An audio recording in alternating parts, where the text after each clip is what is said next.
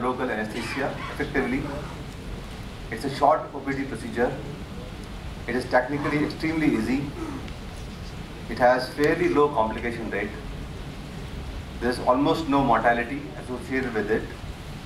And equally important is this issue that many times urologists are either not familiar with the complexity of urethroplasties, or they're rather too busy elsewhere in other operations and they don't like to spend time for urethroplasty. So because of these reasons, DVIU continues to find place in our list. When you undertake this operation, all of us know that this is a procedure only for a small stricture in bulbous urethra and also for anastomotic strictures. You should never attempt this operation if the patient has active UTI or something like fistula and abscess, or he has had recurrences with previous DVIUs more than twice. It's not a procedure for long distraction effects and also for the children. The best selection that you can have for DVIU would be strictures like this, where the urethra proximal to stricture and distal to stricture expands, and it shows that there is no significant spongiofibrosis both proximal and both distal to the stricture. It's a very, very small localized stricture. It is also good for situations where you have two strictures at two locations, because then doing substitution procedure at two places becomes difficult and DVIU is a simple operation. For obstructions following anastomotic urethroplasty, this also is a good procedure.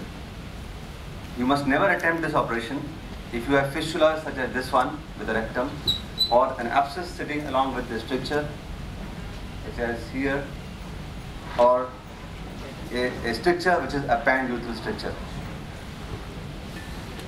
As it stands today, DVIU is a popular operation.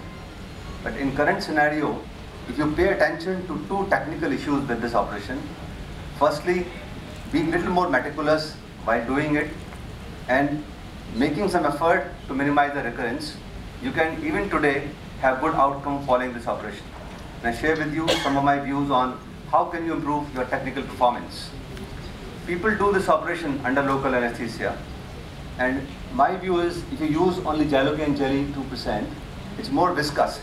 It obscures the vision and does not pass through the stricture into the urethra proximal to stricture. So you get a good anesthesia on the urethra towards you, but not through the stricture on the other side of the stricture.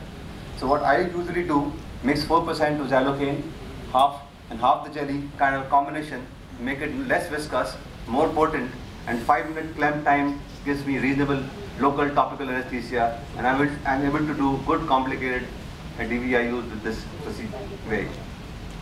Same way is that if you have a guide wire across the stricture, which I think most of my colleagues also do, that they place the wire fluoroscopically across the stricture, inject some contrast on C-arm, see where the stricture is, pass the wire beforehand, under fluoroscopy control, it guarantees your success 100% in DVIU. I request all of you to use saline while doing DVIU, not RO water or glycine or anything else. Particularly if you are using the Pathfinder. If using this, the pressurized inflow, lot of fluid will go in the spongiosal tissue. If it is not saline and if it is not bio-friendly liquid solution, it will induce subsequent more fibrosis. So saline is the solution that you should use with this operation.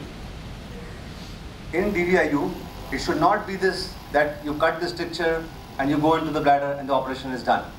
That's not. You have to cut for the optimum and you have to make a uniform cut to the stricture. Optimum means that once you cut to the stricture at 12 o'clock, most people like to cut at 12 o'clock, although there are mentioned in literature of radial cuts, 12 o'clock, 2 o'clock, or this way, 11 o'clock, 2-3 cuts, but most people do at 12 o'clock. And when you do this operation, you will find at the top here the spongiosal tissue. And you may go into the bladder, such as here. You have made channel enough 21 French to go into bladder, but that's not enough structurotomy by DVIU. You have to come back again, look at the roof side, and if you find more fibrous strands, take time to cut them gradually. You should see clean, nice spongical tissue, only then it is optimum. The catheterization, people use routine Foley catheter, but I request them to use either a silicone catheter or use this nitrofurazone coated Foley catheter. This minimizes local infection, and you can use it for a little long duration if you want to. If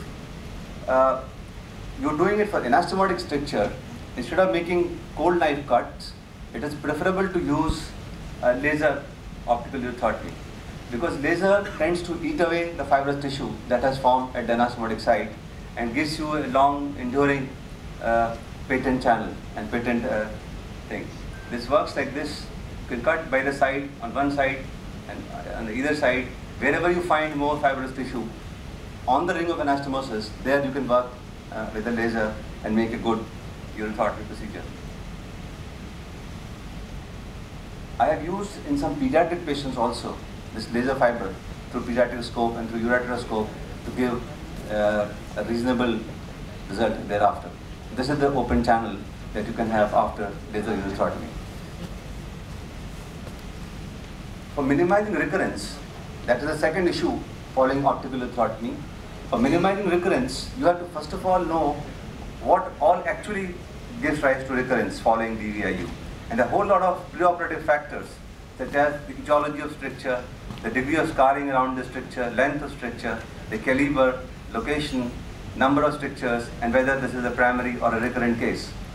There are lots of preoperative factors, but you have a lot of intraoperative factors, such as the depth of cut that you make, the kind of catheter, the size of catheter that you use, and if you have any infection at the site of operation. You also have a host of postoperative factors, such as the duration of catheter that you keep, the postoperative UTI the patient sometimes get, and the CIC done by the patient. Now, obviously, you have no control on preoperative factors, but you have a lot of control on perioperative and postoperative factors. And if you pay attention to them, your recurrence rate will be minimized. For example, you should emphasize CIC as exercise to the patient. Tell patient that as you do exercise,